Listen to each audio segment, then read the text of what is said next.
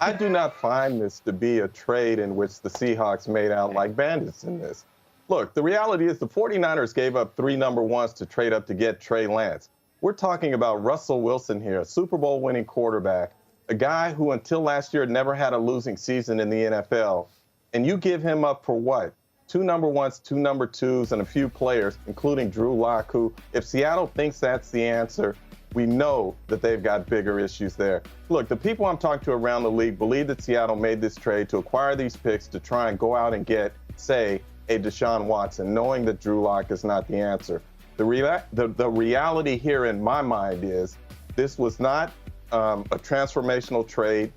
This was not a deal where the Seahawks made out. And if you look at their recent drafts and you're telling me you're confident that the unknown is better than the known here, I just can't buy into it. So from my standpoint, if Seattle does not use these picks to go out and make a trade for Deshaun Watson, assuming he clears his legal issues, then they got fleeced in this deal.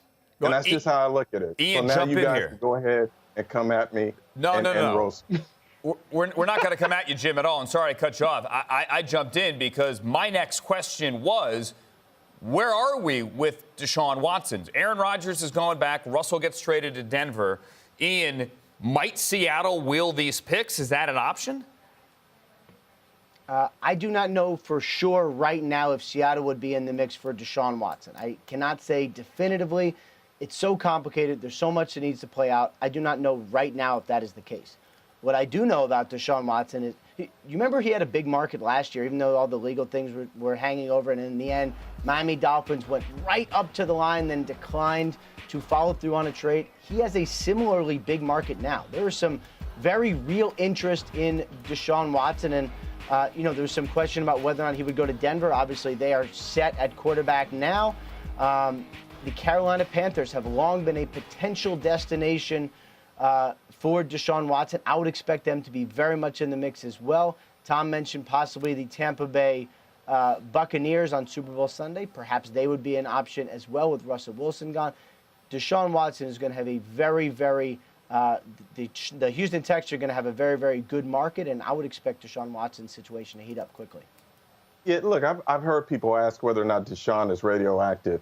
And my point is, no, he is not. And particularly with a team like Seattle.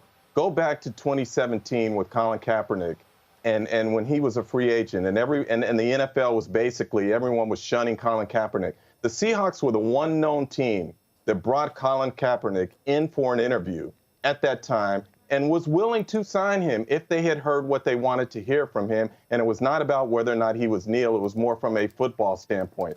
So from my standpoint, if there is one team out there that would be willing to deal with the quote-unquote PR fallout that could come from trading for Deshaun Watson, it would be the Seattle Seahawks. Okay, we'll keep that one in mind.